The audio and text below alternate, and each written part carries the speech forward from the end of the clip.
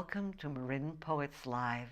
I'm Neshama Franklin. I work at the Fairfax Library and I love poetry. Monthly tapings will be broadcast on Marin TV and then become part of a special page on our website, along with biographies of the poets and links to our collection. This is a partnership with the Marin Poetry Center. Today we feature John Hart. Welcome, John. Delighted to be here. Okay. So, I'm ready, as we do, for a Marin poem, and I bet you have one. I do. Good. Good. It plants us right here. Although, in fact, I have very few poems that could be described as Marin poems, but this is one, which I smuggled into a prose book of mine as a frontispiece many years ago. It's called Along That Coast. The book concerned Point Reyes National Seashore and the GGNRA. Along that coast, the walker has his woods, the small gold whistles and the salt of birds, the wind invisibly bright and the black night pleasant. Along that coast, the fishermen may gather, glitter of fish in the encroaching weather, out by the shoal where the freighters wade and glisten, riding the hot lights home. Out of the field that was fortress once, the lupins rise, meticulously blue. The gun mounts, cold degeneration now, abandon outline, facing the contempt and vast communication of the sea. And there, that city, where we fight the battle with the robots every day, that thinks itself a planet, whose lords at night have kept it burning with a lidless fire. City asleep in its wind-humming halls that are lit from within and mended endlessly. But we are here to celebrate the older brightness that surrounds us all. The wave that paces on this lifted shore, this radiance of grass on stone and flare of flower. With language that was meant to make love evident, and by those images the eye was born to, by which the lens and the emulsion make defense and illustration of the day. The camera knows the pattern of this place. This is no rented house, it is your own, is not synthetic, it is of whalebone made. Be civil to the land before your face that beats upon the brow with stubborn grace. Whatever our invention may be worth, the power that is old in earth and air is not suspended. We do well to care for our good colleague, which is the body earth. That's so beautiful. And that was some grand smuggle job for, just briefly, for what? The book was called San Francisco's Wilderness Next Door. Ah. And it was a history with Presidio Press of the development of that great coastal greenbelt we have in Marin County, going back to the forts, the Muir Woods story. Right, I love the dance. The watershed, Yeah. Point Right, but the Reyes. dance between nature and history, just butting up against each other. That's right, and the urban and wild that are cheek by jowl, which is a rare thing in America. Exactly. And very precious. Exactly, and what lovely language. Thank you. I mean, it's really almost feels like classic poetry to me. I hear the timbre of the old poets in there. Well, I tend to somehow, this was not the way I started, and it's not the way I was raised, so to speak, but somehow I find myself going back to the pentameter with slant rhymes scattered in here and there. Yeah, yeah. And it's an odd voice, but it's mine. Great. That's what we want, more of your own voice. So read another if you would. I will. Okay.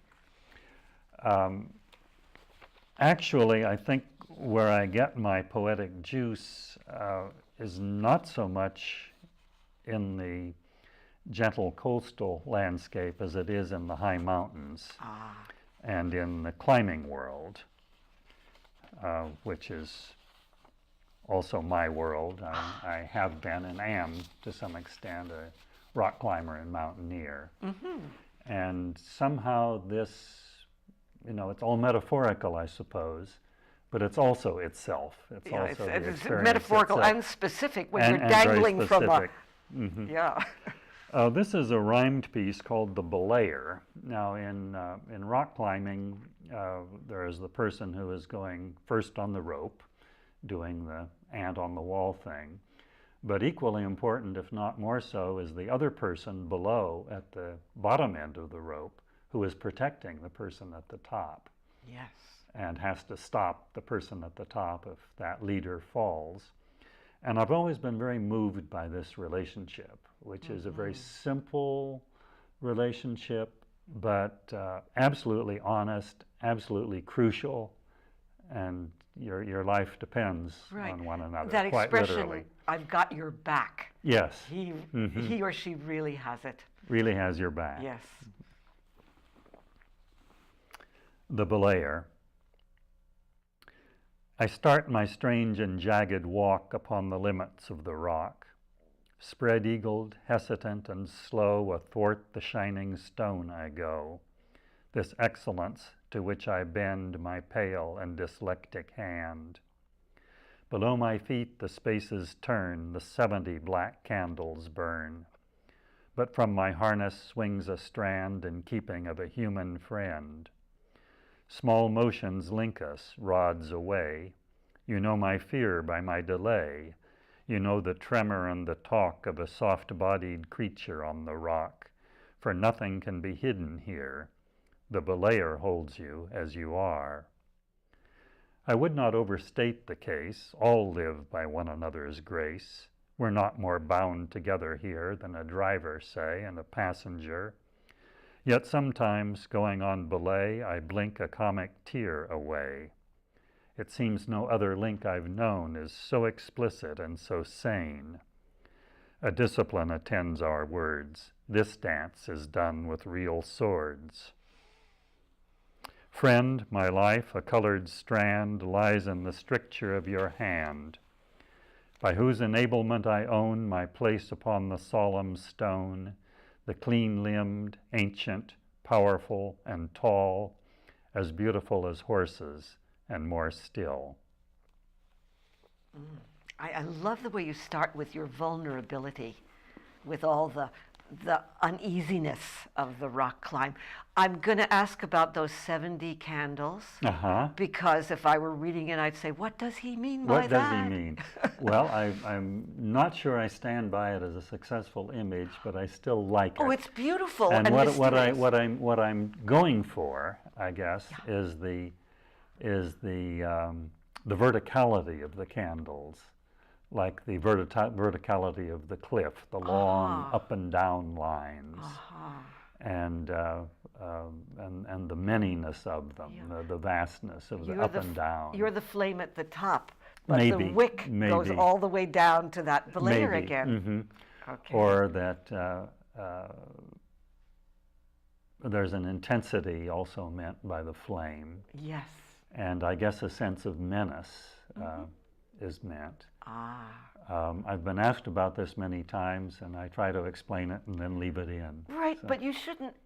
Poetry is full of mystery, and it's full of resonance. So whether you can actually hang an explanation on it or not is not important. But I just had you here, and I wanted to ask. Very good point, of course. But there are things that are obscure and still work, and there are things that are obscure and don't work. Right. Or don't work for enough people. Yes.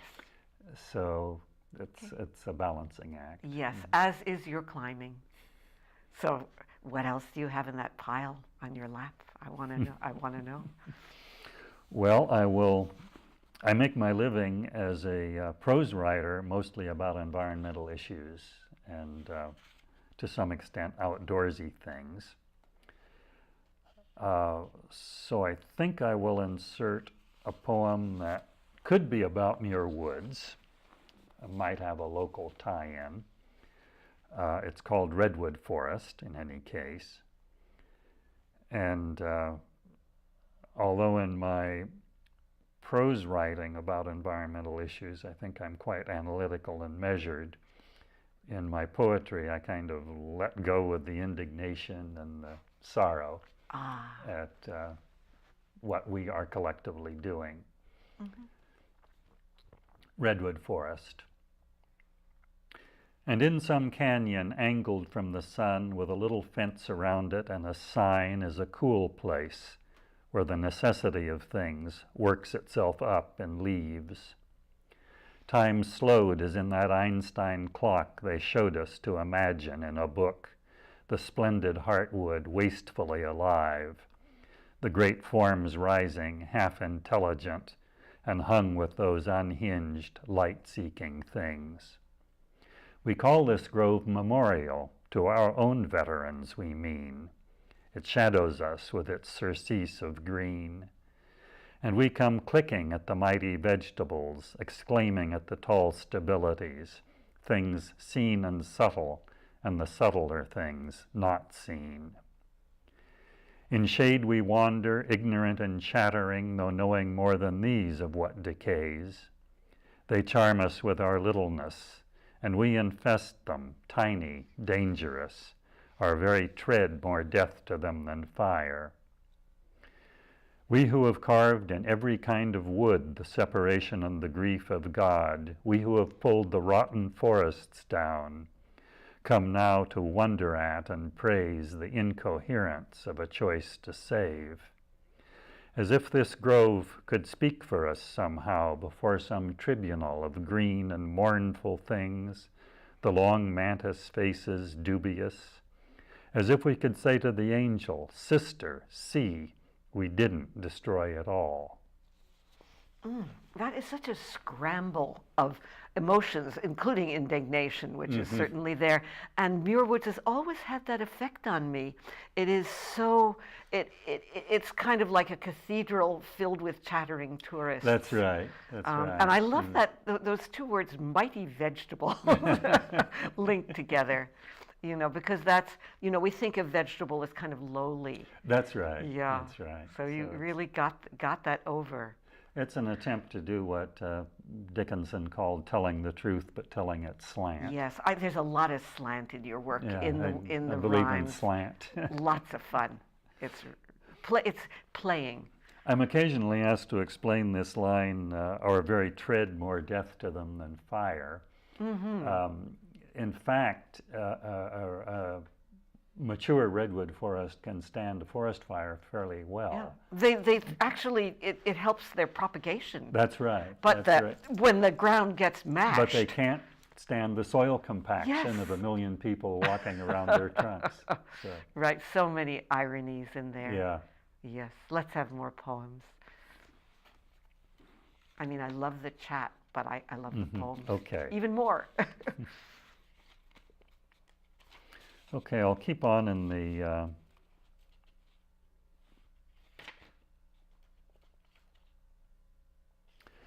environmental vein with a prose poem called The Rebellion, in which I imagine what it would be like if all the rest of the biosphere had some collective consciousness and ganged up on us. The Rebellion. It is odd that predators eat people mostly by accident or in confusion. They ignore us because we are not their ordinary prey, do not desire their mates, nor mean especially to kill them. What a misguided mercy. If there were a little solidarity, then wolves would have their legendary appetite for children. The vipers strike at our feet in every garden. The beaks leave off singing to mob us. Off every bathing beach, the sharks set up their cordon. The unicorn comes without maiden. With reddened claw, the house cat hisses. Run, the deal's off. Summon the militias of stinging cells. Call to the breach the green residual powers. For life in its inventive afternoon has brought forth one more creature, poisonous to all. Wow. That is so vivid. It's so graphic. And you had so much fun with it. I had fun with that. Yes. Yeah. Yes. Yeah. It's a glorious one. And one wonders why they don't, you know? Yeah. I mean, what do we have that's so hot that they... Well, we're smart. Oh, yes. You know, there's just no question we're smart, for better and for worse. Right, right. Hopefully smart enough to turn it around. Well, to be revealed. To be revealed. But still we celebrate as well as we can through these words. We do. Right. What else do you have? Perhaps I'll follow up with another prose poem called The Primate. Perhaps a little much of the same thing, but here we go. Which edges slightly into religious territory at the end in a way that was unexpected to me. The Primate. We have been a long time coming out of the camps and corals of the sea, out of the woods we used to hang in, swung by these very hands. The flesh has learned to ruffle up itself into these mazy lungs of gills and leaves. It's learned the shapes of killing and desire. From the lizards and the lemurs are we come, with the stench and the marvelous voices. And stand here on this eminence, lit as if for departure, accidentally powerful and small, small, out of the great unguidedness of things. Proud of the brain, bald as a hilltop, from which we sometimes think we see too far. We shall find out, we say, the sequence of the world, shall explain the atom's final mockery and spin. Just give us time, we'll know in time what counsels every shadow. But all unlooked for to have grown so hazardous. The death of kinds announces what we are. There is no predator compares to us. They eat the animal, we occupy its place. Benign and treacherous, we stroke the chinless birds. The other animals are principled. They follow their desire, but only to its limit, which is not far. We, though, lean into our sight as to a blade, nor spare the world, our terrible activity. We read, we rob, we wreck, we cure, we kill. The animals are secular and sane, we only are the sacred and the dangerous. System breakers, we may break ourselves. Overhead the comets snapped and overturned, the dying constellations. But what, O scolders, would you have us do? We cannot go back the way we came, cannot return among the named and nameless to where they are true because there is no choosing. The search for better traps evolved a brain. We have it all to balance out again. And Christ, that primate, has regained the tree hung from these very hands. Woo! That took me by surprise, that ending. Me too. Yeah, which is the wonder of poetry. Yeah. It's kind of like you're in a labyrinth with Darwin, and there is no way out. Very, very interesting. But what Christ is doing there, I do write poems that are kind of religious, or at least about religious questions. Right. Do you do you practice religion in community? No. No. Okay. No, I do not. But you grew up with it? No. No. No, neither nor. Right. It's just amazing imagery that speaks to us. My parents were extremely interested in religion. My mother was a very fine poet named Jeanne McGahey, who was published at Princeton. Wow. And my father was a fellow named Lawrence Hart, who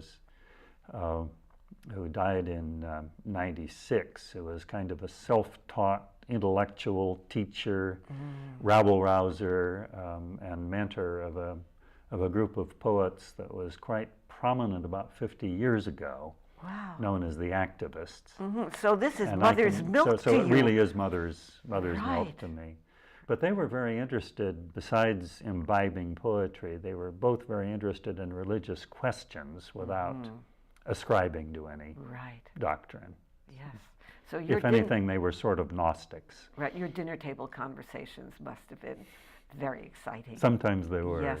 Did you? How much do you have to share your parents, i.e., siblings, Were there others around? No, there weren't. Oh, you're the chick. There weren't. I'm it. I'm Oh. the chick. That's right. Well, you got an amazing heritage, and you're using it so well. So let's. We have about 7 minutes, so let's see what we can fit in. Okay, so maybe I'll go for a longie, relatively speaking. Yes. Which is essentially about death, I suppose. It begins with an anecdote a climber friend told me once about being halfway up an enormous cliff called Washington Column, which is part of the walls of Yosemite Valley. And at a lunch break, he was untied from the rope, and they were just sitting around on a ledge. And he tripped over his own feet and went over the edge, and hit another ledge a few feet down and was unhurt. But during those few seconds when he was falling, he had the experience that this poem starts with. When I fell on Washington Column, said my friend, I could see myself, could see my own shape falling, red man, black outline into the waste of air. Was not afraid. Was vigilant, rather, wary, shrewd, like someone who passes with money a road made famous by thieves, ready to act if action were required, or if no other action ever came but that of death, to lay the body down in that same calm. And, striking a ledge, I lived. Incessantly we have these wild reports brought back to us by those experienced, whom late we rescued, not by their consent, by blood or rope or hideous incision, outrage of surgery, or the bitter sleep where the blind drugs fight and the offended flesh trembles and lives. But for what need the fantasy evolved, during the moment of loss when the black arc closes, during the moment itself that all is well, and even a short time after, we do not know. Ask Darwin, raiding the islands for birds. Ask any magician changing the atom by stealth that makes red hair or a leer, and he will say this comfort could be spared, for by it there is no one who has lived another hour to breed. It must be some damnable gift or illusion, reversal of grief for the changing occasion. Whatever it is a thing unreal. Grieving, he turns his back, but still we see. Though to the nurses bent over the bed, grief comes professional, brow pursed, well paid. Though to the ancient relatives it comes with a handful of wrenched flowers, though the mourners start up in the pond like a circle of frogs, the dancer himself is silent. His hope once gone, the discipline begins. The light falls softly to the center of the room.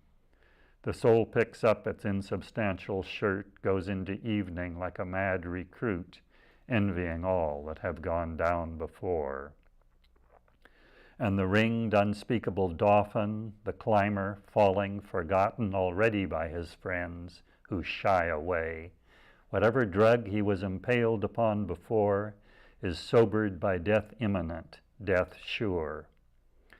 Goes into the dark like a powerful swimmer, the great arms forwards, breasting without labor a long and gleaming, dolphin-crowded sea.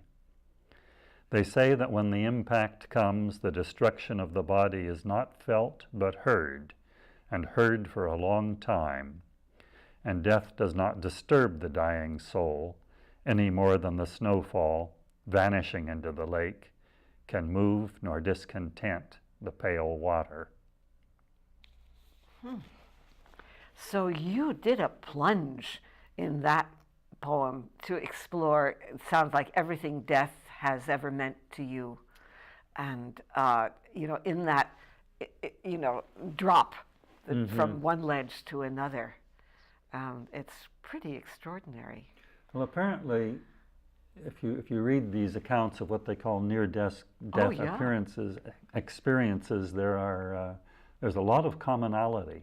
Many things keep coming back. Right, right. And so the word is dolphin. I heard it a little as dolphin, but it's dolphin that we are. Well, there's Is there a dolphin in there? there's both a dolphin and a good, dolphin. good. I heard it then. Yeah. Yes, yes. Which I realized I practically stole from Yeats. Well, call it a transmission. It's not. It's a transmission. Yes. But I'm slightly embarrassed. In one of the Byzantium poems, there's a gong tormented, the dolphin crowded, gong tormented sea, or something of the sort. Now tell me about the red head and the leer. Do you mean the leer on a face? I do. Good, I got it. I do, got it. yeah. It's very subtle. I just mean some genetic Yeah, I characteristic. know. You know. Yes, the thing that. So, what can you do in 2 minutes? What can we do? What can I do in 2 minutes? Yes. Okay. What's short? I'll do a cosmological poem. All right. Because I am fascinated by what they are finding out and not about the nature of the universe. Cosmological Bulletin number 2. With lengthy and unlovely opticals we monitor the sea. We search the sky's regalia, magnify the maggot's meticulous jaw. Out of the cold orbit of a night we pick the deviant and silver meat of some evacuated star, push back the dark and scan, deeper, deeper, hunting the abstract instant we began. They tell us now that the diaspora of light is not to be regathered anywhere. We are not happening again. Not here, not in this substance. The word is not expected to recur. And though it cannot matter to those dying now, this falling unimaginably far, there is a kind of grief around the star at whose warm flank we huddle for a while.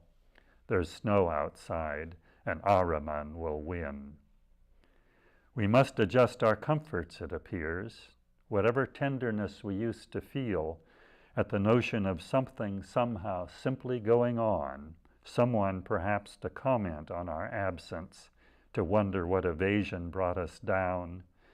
A colder satisfaction settles in, that if we die, we do not die alone. Well, on that note, that ringing note, I bid you farewell, John Hart. Thank you so much for an incredible journey that you've taken us on. It was just lovely. Thank you so much, Neshama. Okay.